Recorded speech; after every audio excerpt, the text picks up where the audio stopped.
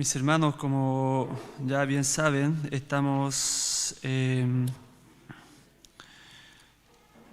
una serie de predicaciones del libro de los Hechos. Ahora, en esta oportunidad,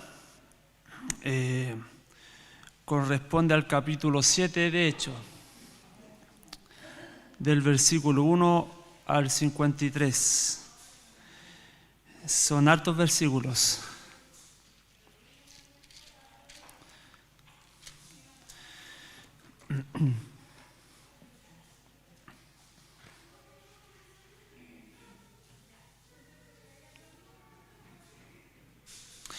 Mis hermanos,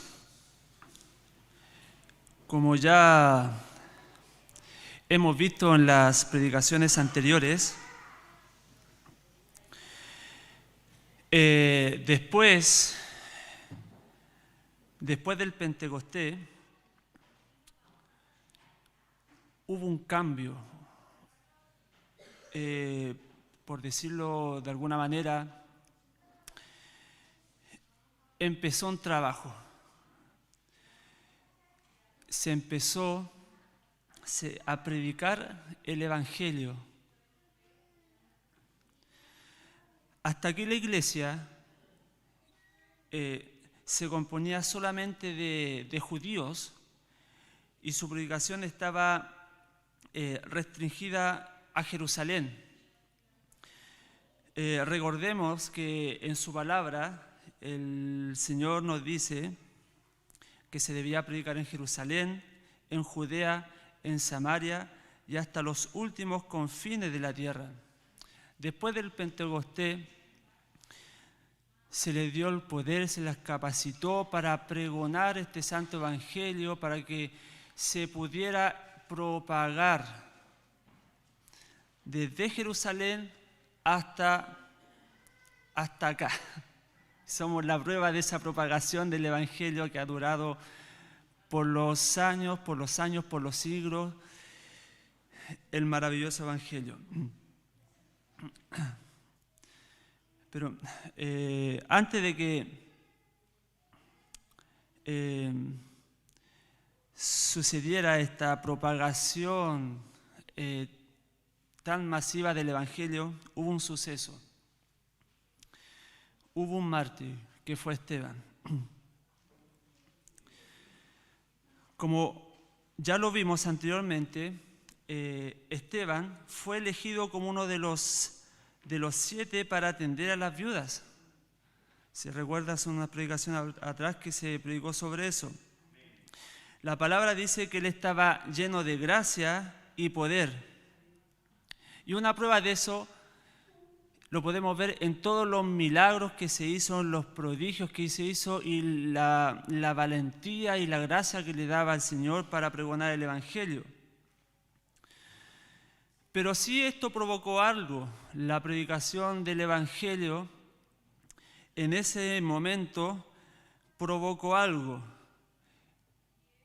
Como dice en su palabra, que provocó en los de la sinagoga de los libertos y de los de Cirene, de Alejandría, de Cilicia y de Asia, provocó algo ese evangelio. Los líderes de ese entonces comenzaron a discutir con Esteban, pero ellos no podían resistir a tanta sabiduría. Recordemos que Esteban era un hombre lleno de la gracia del Señor y capacitado con poder para pregonar el Evangelio. No podían contraer en un debate porque él era un hijo de Dios, un instrumento con una función en específica. A causa de todo esto, ¿qué pasó? ¿Qué hicieron? Formularon estos hombres acusaciones contra Esteban. Acto seguido, Esteban fue arrestado y llevado a la presencia del concilio. Y en ese lugar presentaron testigos falsos, como ya se había hecho con Jesús. Y estos testigos falsos decían que este hombre, por Esteban, continuamente hablaba en contra de este lugar santo, refiriéndose al templo, y que hablaba en contra de la ley. Y estas eran acusaciones muy serias. Para el círculo judío eran acusaciones muy, pero muy serias, ya que para los judíos el templo era un lugar santísimo, pero santísimo. Para ellos era el santuario de la presencia de Dios y la ley era la revelación de la voluntad de Dios. ¿Y cuál fue este argumento de esta acusación? Fue la siguiente, que decían: porque le hemos oído decir que este nazareno, Jesús, fíjese cómo, de qué forma se referían a Jesús, como este nazareno, este Jesús. Porque para él ponerle, decir que era un nazareno, quería decir que venía del lugar como más bajo, por decirlo de alguna manera. ¿Y qué decían ellos? Que escucharon decir que este nazareno destruiría, ponga atención en esto, destruiría este lugar y cambiaría las tradiciones que Moisés nos legó. Vemos que estas acusaciones, esto que decían, se tomaron de cosas que Jesús en su momento dijo, pero tergiversaron lo que el Señor había dicho en su momento, maquillaron lo que el Señor había dicho en su momento, porque el Señor nunca dijo que destruiría este lugar. Y esto lo podemos ver en Juan capítulo 2, versículo 17, que nos dice: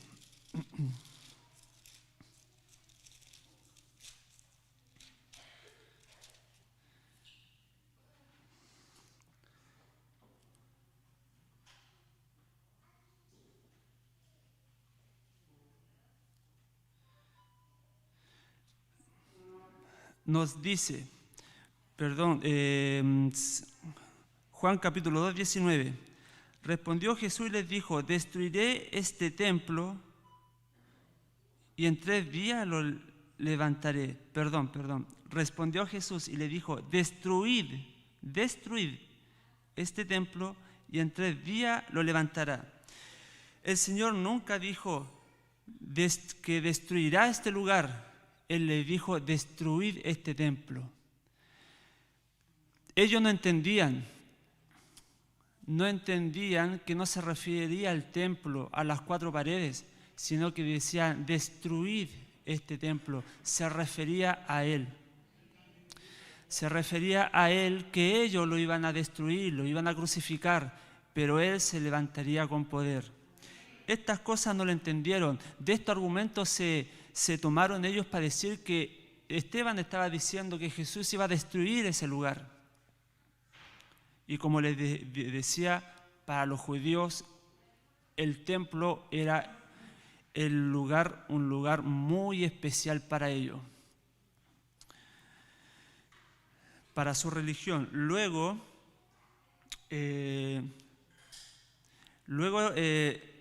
que fueron dirigidas estas 2 acusaciones, porque era del templo y de la ley, el sacerdote le pregunta si son ciertas estas acusaciones. Por lo tanto, Esteban comienza su defensa y lo hizo a través de una apología, una defensa del Evangelio. En su defensa, Esteban utilizó el Antiguo Testamento. Como ya lo vamos a ver, y estos líderes judíos del Sanedrín estaban muy, pero muy familiarizados con el Antiguo Testamento. ¿Y por qué? ¿Con cuál es la finalidad? Para que ellos pudieran sacar lecciones que todavía no entendían o no aprendían.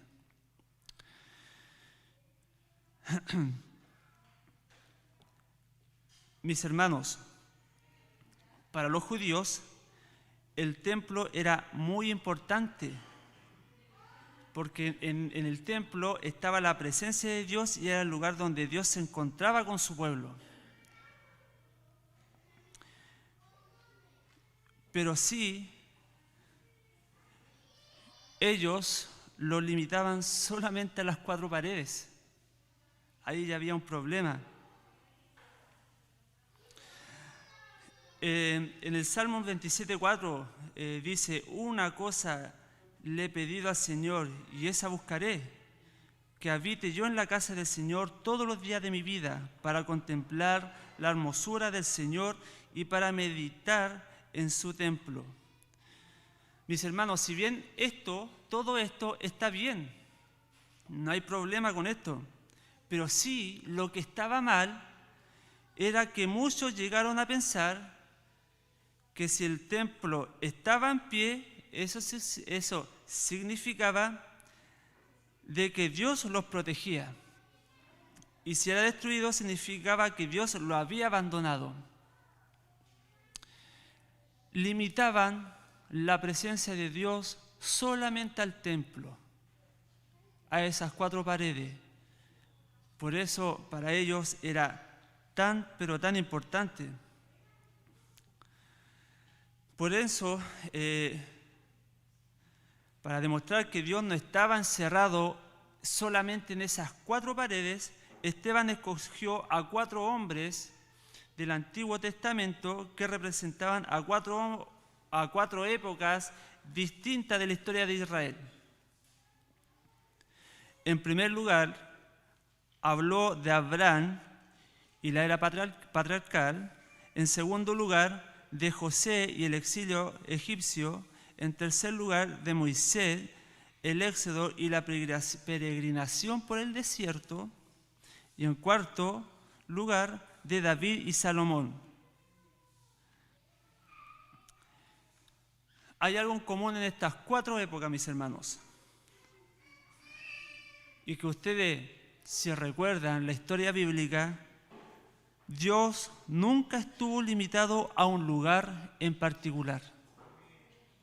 Por el contrario, el Dios del Antiguo Testamento, como el de ahora, es un Dios vivo, es un Dios activo, que está en constante movimiento, mis hermanos, que ha llevado a su pueblo de un lugar a otro lugar, lo ha hecho pasar por muchas experiencias y siempre estuvo con ellos, acompañándolos y guiándolos, mis hermanos. Vuelvo a repetir, no estaba limitado a esas 4 paredes. ¿Y qué nos dice? ¿Qué nos dice de Abraham? Nos dice del versículo capítulo 7, del versículo 1 en adelante: el sumo sacerdote dijo entonces: ¿es esto así? Queriendo decir, ¿es verdad de estas acusaciones lo que están diciendo de ti? Le estaba preguntando a Esteban. Y él dijo: varones, hermanos y padres, oíd, el Dios de la gloria apareció a nuestro padre Abraham, estando en Mesopotamia, antes que morase en Harán, y le dijo: sal de tu tierra y de tu parentela, y ven a la tierra que yo te mostraré. Entonces salió de la tierra de los caldeos y habitó en Harán. Y de allí, muerto su padre, Dios le trasladó a esta tierra, en la cual vosotros habitáis ahora, y no le dio herencia en ella, ni aun para asentar un pie, pero le prometió que se la daría en posesión y a su descendencia después de él, cuando él aún no tenía hijos. Y le dijo Dios así, que su descendencia sería extranjera en tierra ajena, y que los reduciría a servidumbre, y los maltrataría por 400 años. Mas yo juraré, hijo de Dios, a la nación de la cual seréis siervos, y después de esto saldrán y me servirán en este lugar. Y le dio el pacto de la circuncisión. Y así Abraham engendró a Isaac y le circuncidó al 8º día, e Isaac a Jacob y Jacob a los 12 patriarcas. Mis hermanos, en esta historia nosotros podemos ver cómo Dios estuvo desde un principio, desde Ur de los Caldeos hasta Harán.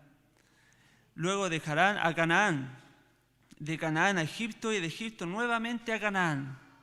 Vemos a un Dios activo en movimiento, mis hermanos. Y esto le estaba tratando de transmitir al concilio.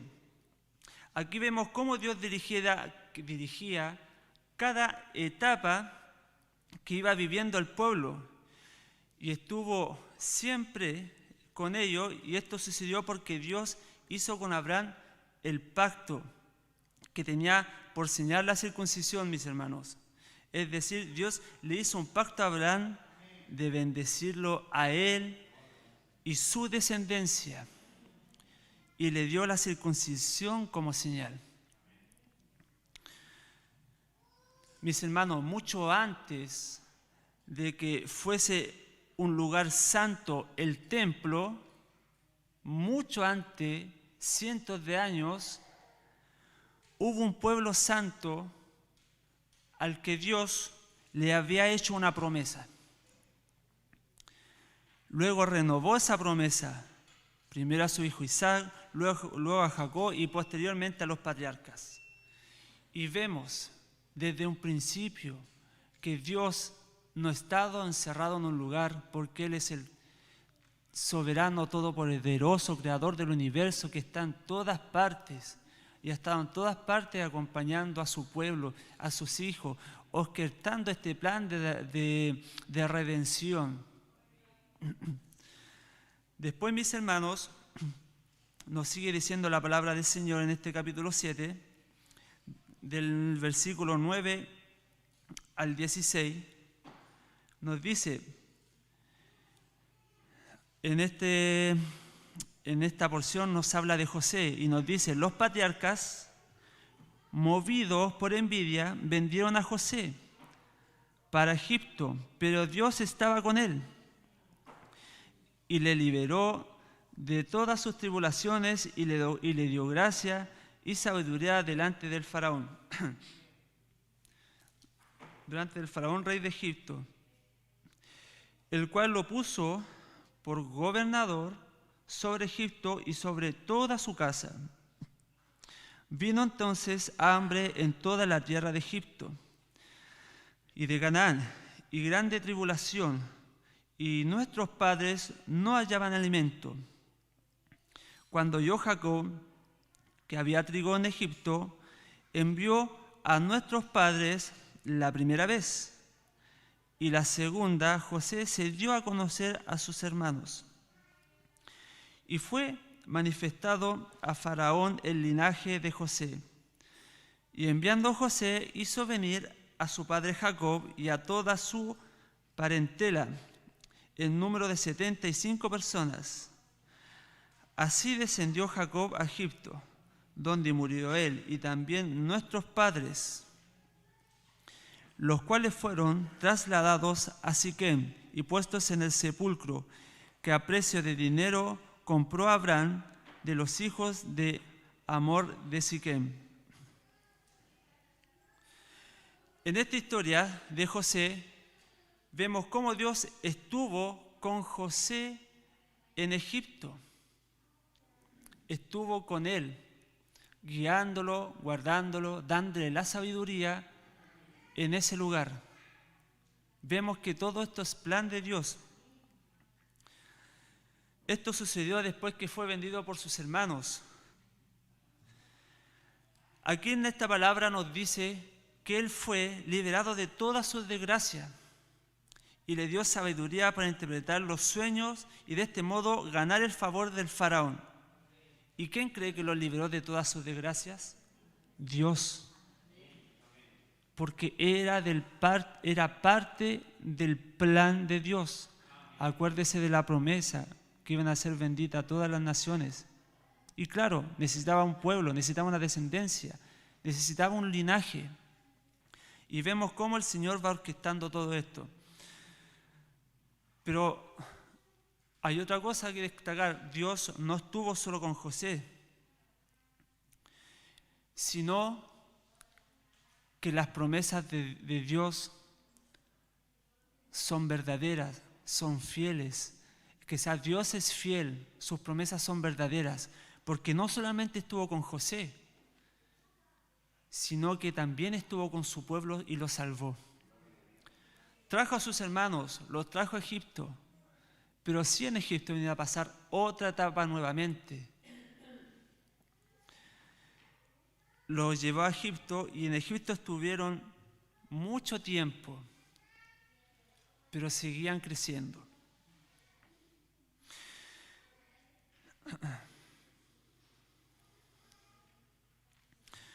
Mis hermanos, aquí Esteban trata de decirle de alguna manera también que los judíos habían tratado a Cristo de la misma manera que los patriarcas trataron a José. Es como un tipo de Cristo.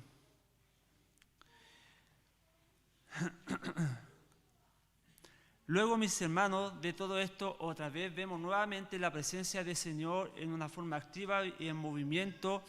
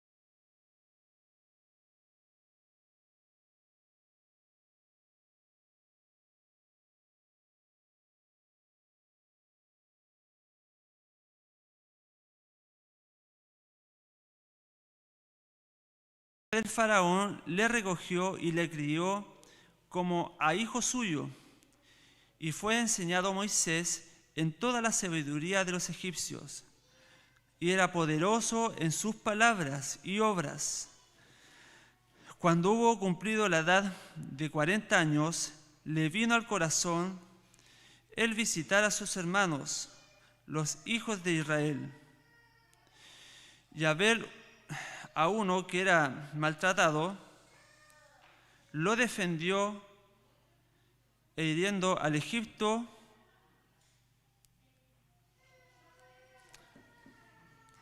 me voy a cambiar de Biblia.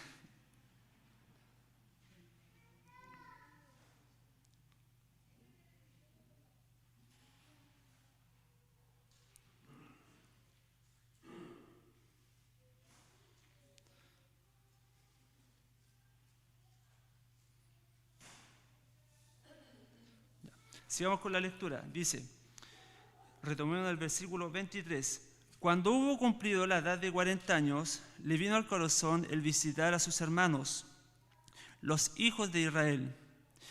Y al ver que a uno que era maltratado le defendió, hiriendo al egipcio, vengó al oprimido.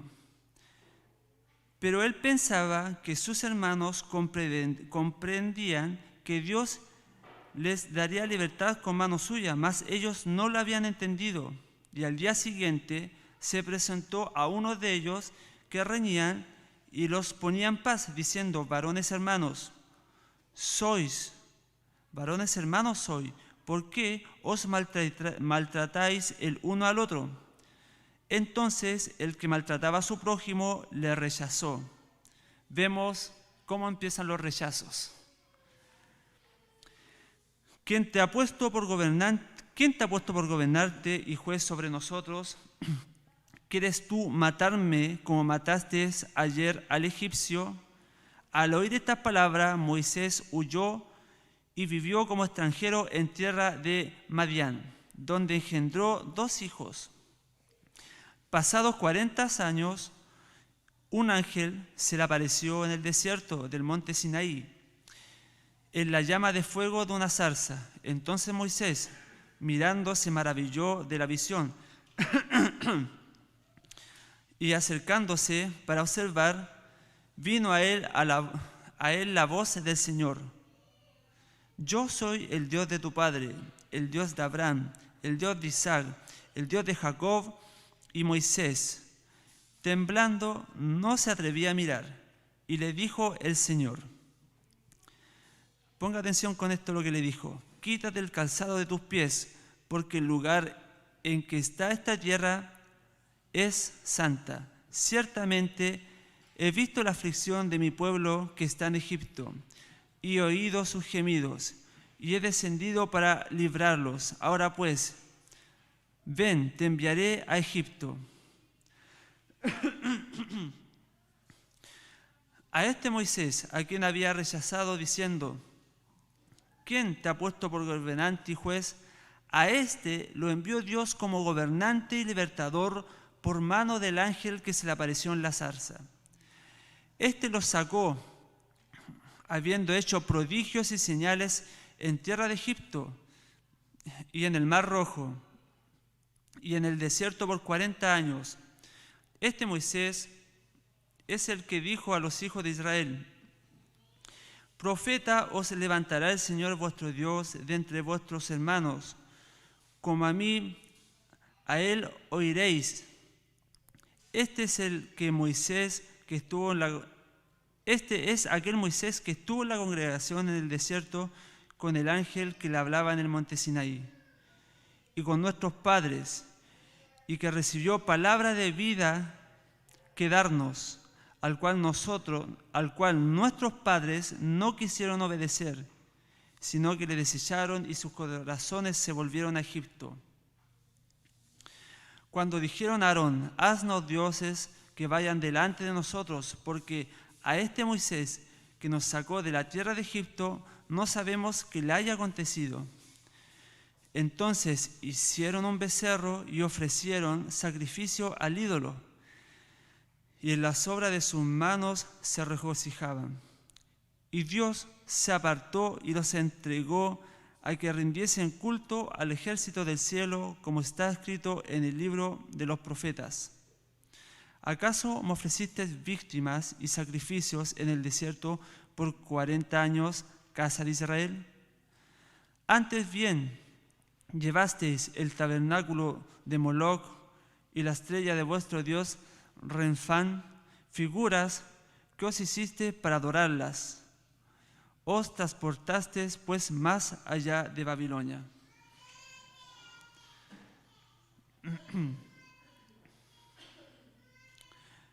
Mis hermanos, vemos este relato de Esteban sobre la vida de Moisés, sobre lo que pasó en Egipto, sobre lo que pasó cuando estuvo en Madián y cuando estuvieron en el desierto. En esta época que acabamos de leer, en esta época Dios mantuvo sus promesas. Lo podemos ver, que esas promesas que se le hizo a Abraham, esas promesas se empezaban a vislumbrar en esta época.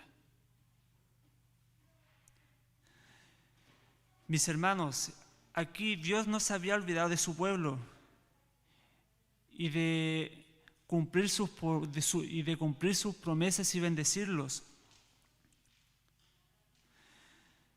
como ya leímos anteriormente, Dios ya le había advertido a Abraham sobre los 400 años de esclavitud y maltrato.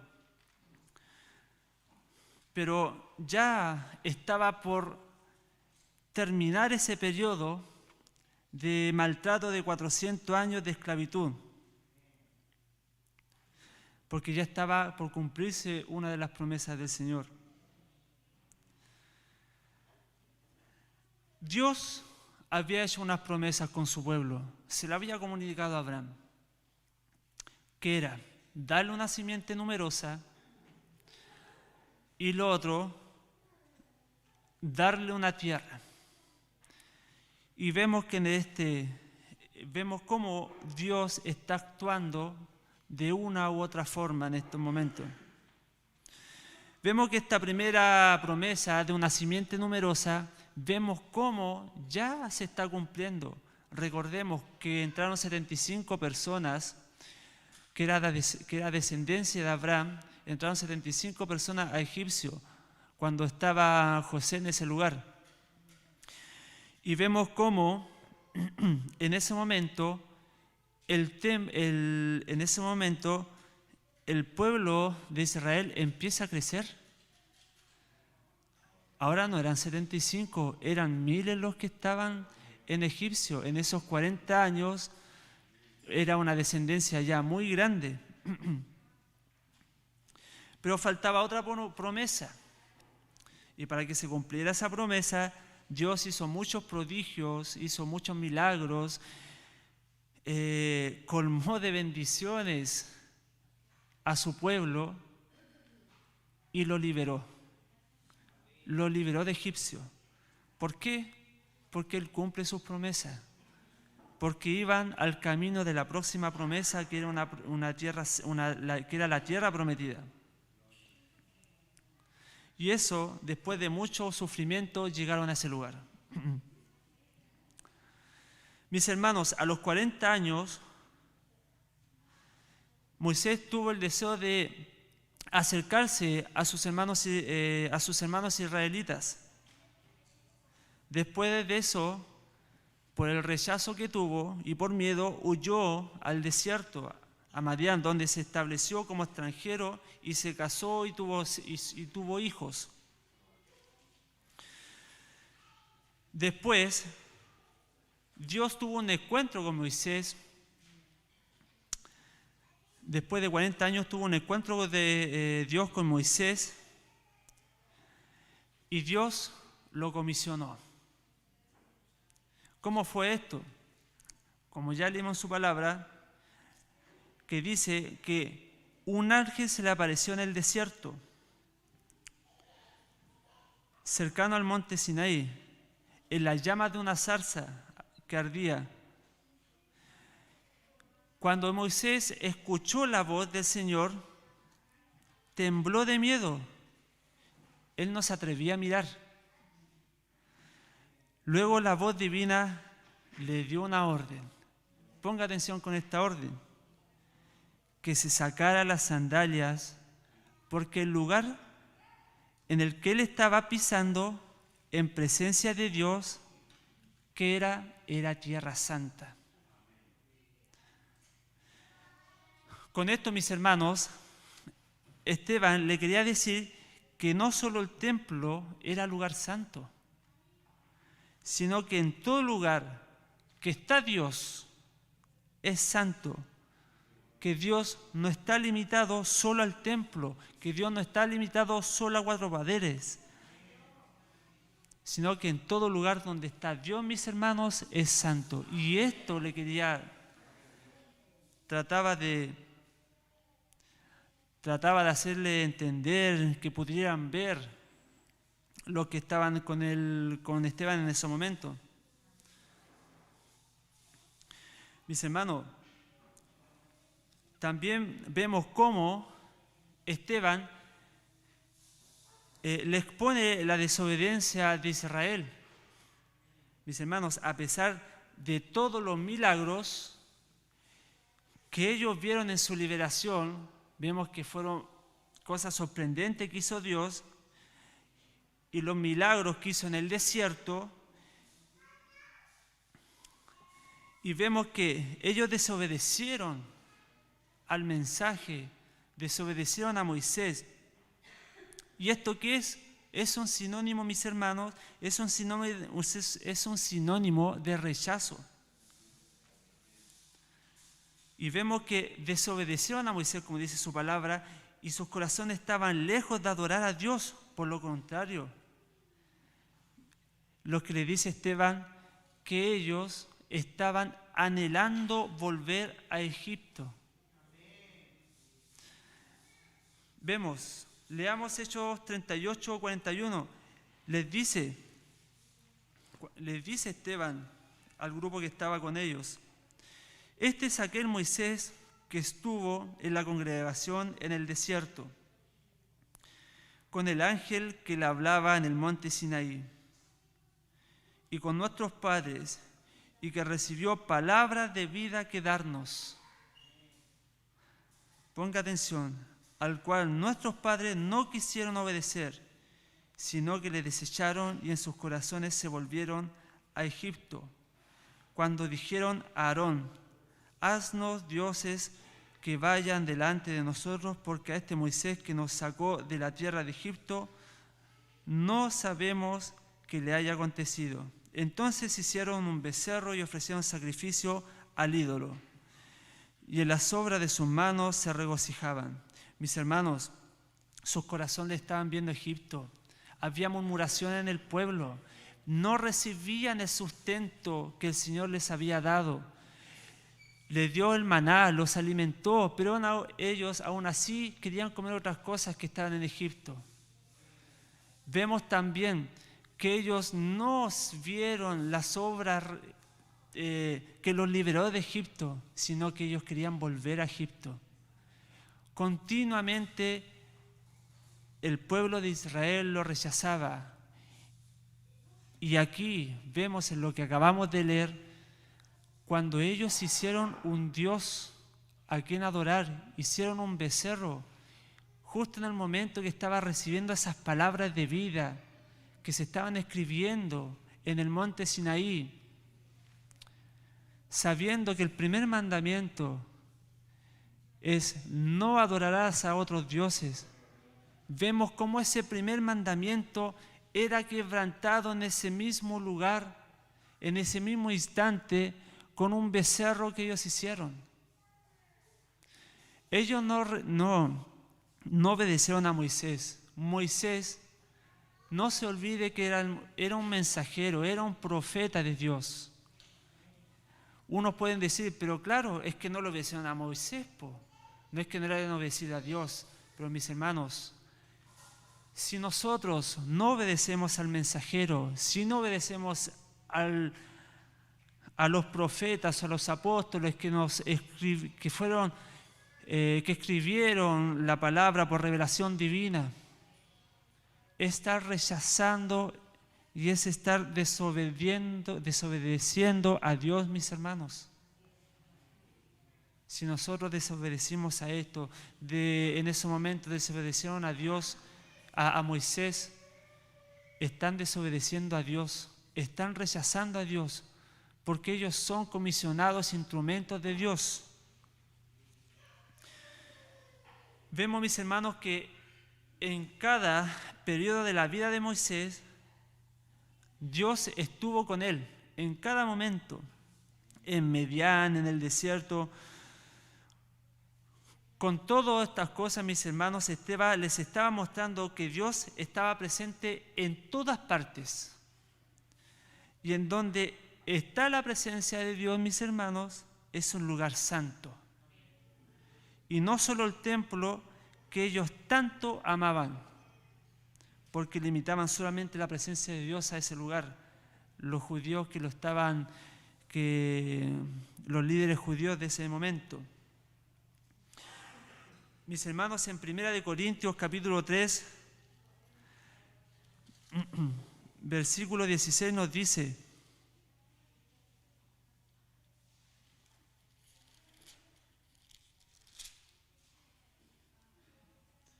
¿no sabéis que sois templo de Dios y que el Espíritu de Dios mora en vosotros. Y eso, mis hermanos, eso los judíos no podían entenderlo. No podían entenderlo. Por eso era tan especial para ellos el templo y las tradiciones. Luego de esto, mis hermanos, siguiendo con la historia que le relata Esteban a los líderes en ese lugar, pasamos a la historia de David y Salomón, que dice: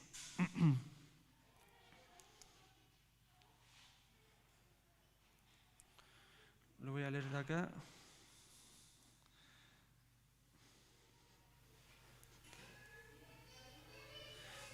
Dice la palabra, del versículo 43 en adelante: Antes bien, llevasteis el tabernáculo de Moloc y la estrella de vuestro dios Renfán, figuras que os hicisteis para adorarlas.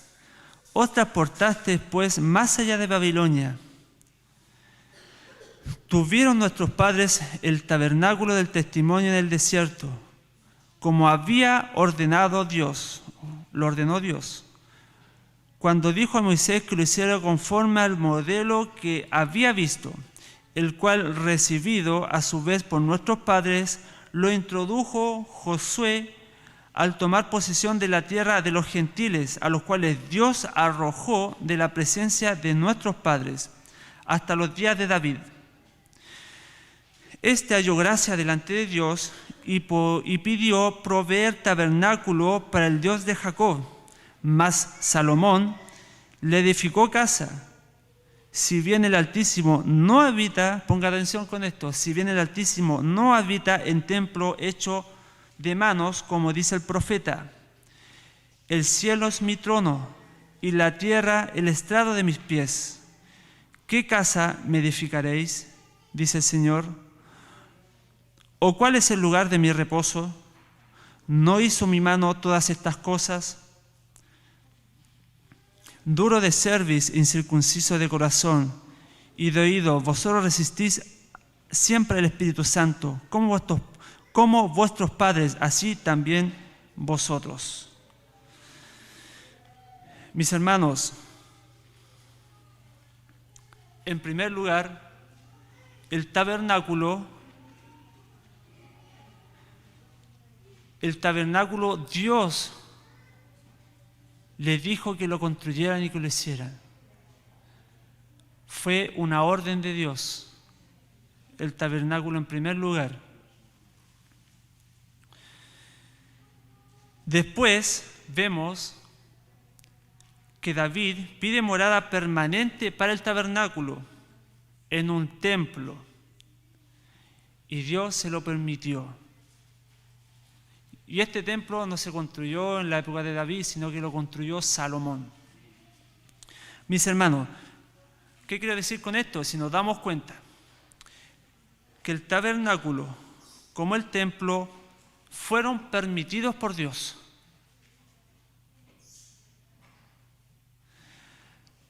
Esteban no quiere decir con todo esto que haya sido mala la adoración en esos lugares, porque Esteban reconoce que el templo y el tabernáculo fueron construidos por la voluntad de Dios. Lo que pasa aquí, mis hermanos, es que los judíos lo consideraban como la única casa de Dios. Ese era un problema. Incluso podemos ver acá que cuando Salomón terminó de construir el templo, él en ese tiempo, en ese entonces, se dio cuenta y entendió que la presencia de Dios no se limita solo al templo. Y esto lo vemos cuando Salomón oró después de la construcción, que sale en Primera de Reyes, capítulo 8, 27.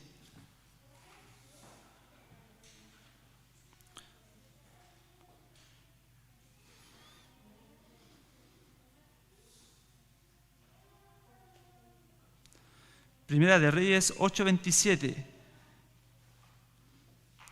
Dijo, pero, vamos a leer de atrás un poquito más atrás, del 25, dice, ahora pues, Jehová Dios de Israel, cumple a tu siervo David, mi padre, lo que le prometiste diciendo, no te faltará varón delante de mí, que se siente en el trono de Israel, con tal que tus hijos guarden mi camino y anden delante de mí, como tú has andado delante de mí. Ahora pues, oh Jehová Dios de Israel, cúmplase la palabra que dijiste a tu siervo David, mi padre. Dice, pero, ¿es verdad que Dios morará sobre la tierra? He aquí que los cielos de los cielos no te pueden contener, cuanto menos esta casa que yo he edificado. Mis hermanos,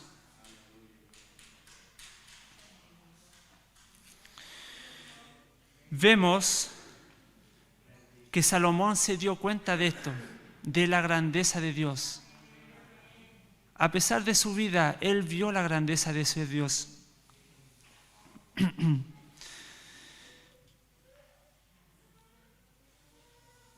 Y Esteban, una vez más, porque los judíos sabían de la palabra del Antiguo Testamento, pero una vez más Esteban se los volvió a recordar con la cita de Isaías 66, 1, 2, la cual él se la recordó en el versículo 49, 50, que les dice, el cielo es mi trono y la tierra el estrado de mis pies. ¿Qué casa me edificaréis? Dice el Señor. ¿O cuál es el lugar de mi reposo? ¿No hizo mi mano todas estas cosas? Y Esteban otra vez le recuerda esto. Pero, mis hermanos, los líderes judíos todavía no se daban cuenta de estas cosas. Incluso en su momento, cuando le habló del templo Jesús a sus discípulos, tampoco se dieron cuenta de estas cosas hasta que Jesús resucitó. Mis hermanos, con todo esto, lo que Esteban le estaba tratando de decir en su defensa a causa de estas acusaciones de blasfemia contra el templo, contra la palabra de Dios, que Dios es un Dios activo, que está en todas partes, mis hermanos, y que no está limitado a cuatro paredes.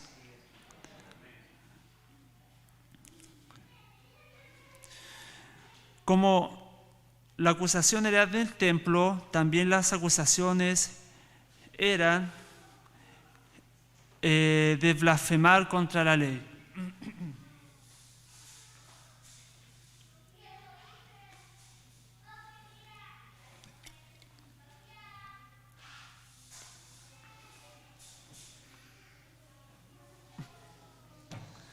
Esteban, en su defensa, él deja claro que él no estaba contra la ley por ningún motivo. Y esto se puede ver al decir que fue Moisés el que recibió la ley en el monte Sinaí, como lo dice acá en su palabra, que los ángeles fueron el mediador de la ley que Moisés la recibió. Él reconocía eso, él creía eso, y se lo dice a los líderes judíos. Y esta ley que recibió Moisés, se la dio a conocer al pueblo. Esteban reconoce eso. Pero aquí la falta de respeto de la que fue objeto la ley no fue de Esteban. ¿Y aquí quién estaba siendo acusado? Esteban. ¿Y quién fue que en toda la historia rechazó y fue falta de respeto a esa ley, que fue falta de respeto a Dios mismo? ¿Quién fue? En ese momento estaba siendo acusado Esteban, pero a lo largo de la historia fueron los mismos israelitas, el mismo pueblo de Dios, a los que el concilio, a los que los judíos de ese tiempo reverenciaban tanto.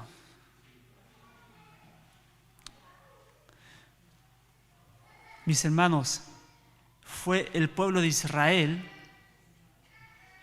quien se negó a obedecer en el desierto.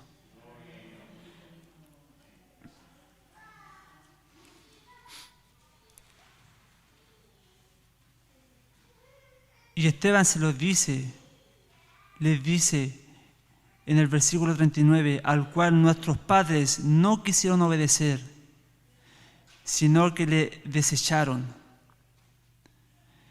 Y en sus corazones se volvieron a Egipto, cuando dijeron a Aarón, haznos dioses que vayan delante de nosotros, porque a este Moisés que nos sacó de la tierra de Egipto, no sabemos qué le haya acontecido.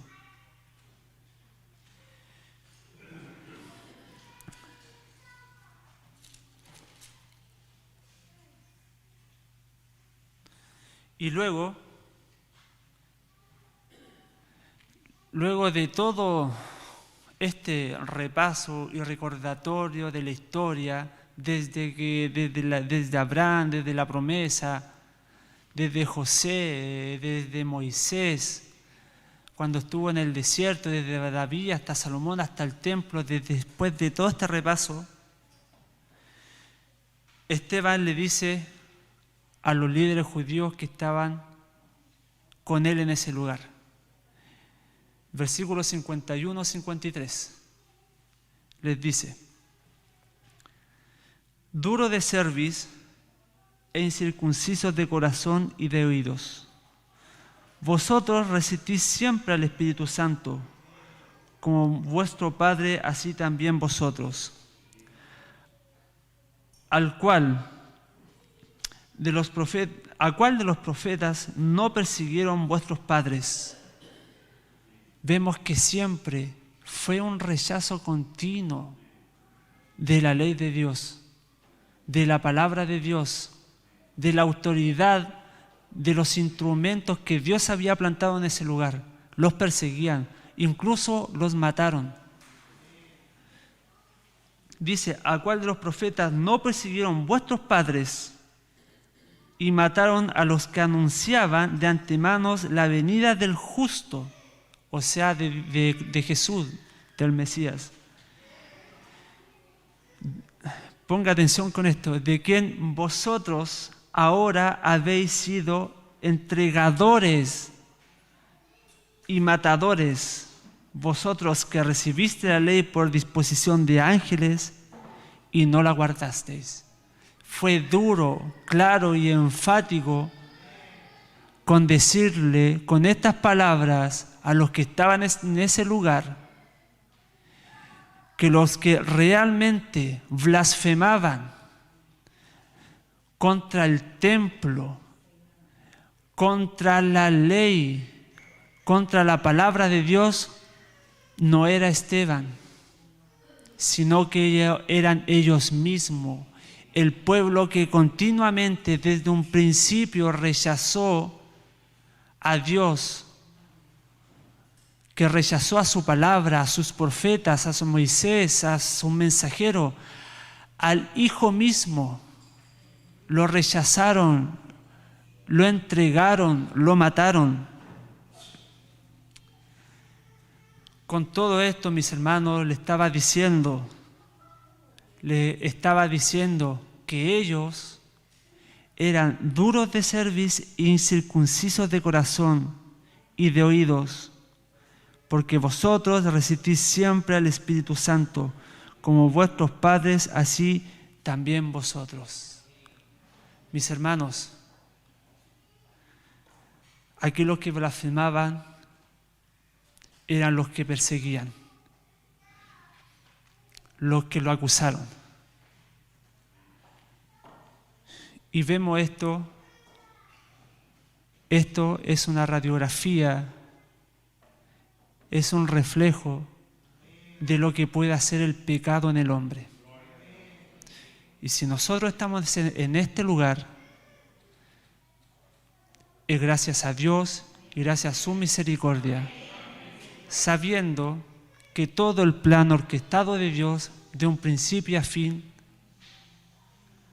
ha sido por amor y misericordia de Dios hasta su culminación en la cruz, y después de la cruz hasta que nosotros estemos en la presencia del Señor.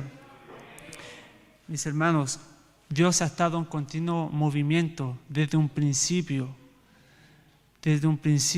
a fin y por una eternidad. Es un Dios vivo, no es un Dios que está en una imagen, no es un Dios que está en unas cuatro paredes. Es un Dios vivo que está en el corazón de sus hijos por medio de su Espíritu Santo.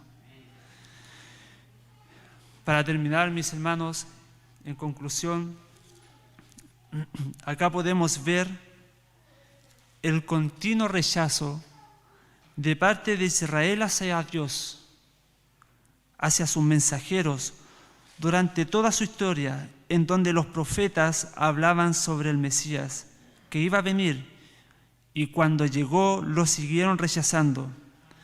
Después de la cruz seguían rechazando al Espíritu Santo. Fueron instrumentos para frenar la obra de Dios de una u otra forma, y lo podemos ver reflejado en estas artimañas en contra de Esteban, acusándolo falsamente a causa del Evangelio. Pero mis hermanos, ellos no contaban con que Dios tenía hombres, y los sigue teniendo, como instrumentos preparados para su servicio, llenos de gracia y poder, para que con gran valentía, dirigidos por el Espíritu Santo, pudieran pregonar este grandioso Evangelio, el cual nunca lo podrán acallar. Mis hermanos, Dios desde un principio ha estado con su pueblo, guiándolo, guardándolo, sustentándolo, dando a su Hijo para rescatar a sus escogidos, el cual ha permitido que ahora seamos su templo, acompañándonos donde quiera que estemos. Ponga atención con esto, mis hermanos. La iglesia de Dios consiste en personas y no en edificios.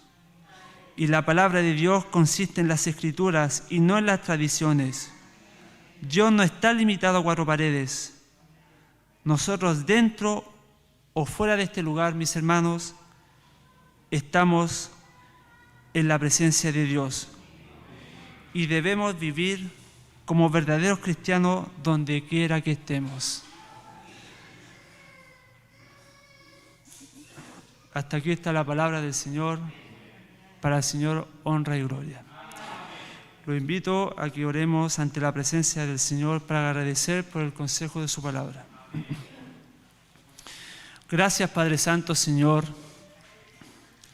porque nos damos cuenta de que desde un principio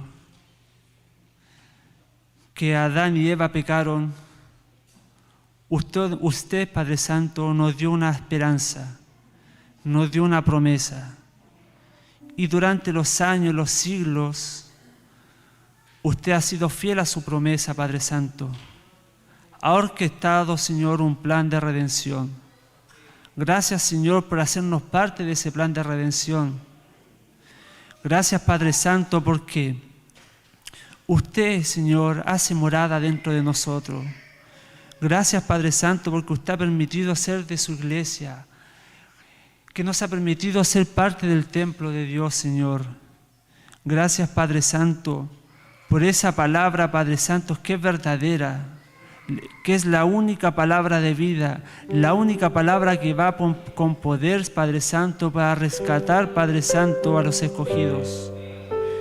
Gracias, Padre Santo, porque su poder, su amor, sus milagros, sus prodigios son tan maravillosos, que usted ha orquestado por medio de todas estas cosas un plan, Señor, para que un día, Padre Santo, nosotros estemos exaltando su nombre, glorificándole, Padre Santo, y estemos con usted, Padre Santo, a su lado por una eternidad. Y esto lo sabemos, Padre Santo, que no es para exaltar nuestro ego, que no es las cosas, sabemos, Padre Santo, que las cosas no giran alrededor de nosotros, sino que todas estas cosas, Padre Santo, lo sabemos, Padre Santo, que son para su gloria, para exaltar su nombre, para decir, Padre Santo, que usted es un Dios de amor grande y maravilloso. Gracias, Señor, rogándole, Señor, que usted nos guarde, Padre Santo, para vivir como hijos de Dios, Señor, sea en este lugar, Padre Santo, o fuera de estas cuatro paredes. Ayúdenos, Padre Santo, susténtelo, Señor, que no nos cabe duda que usted lo hace, Padre Santo. Guárdenos nuestro día a día, Padre Santo, Señor, y ayúdenos, Padre Santo, a conocerlo más a usted. Gracias por su misericordia, Padre, por Cristo se lo ruego.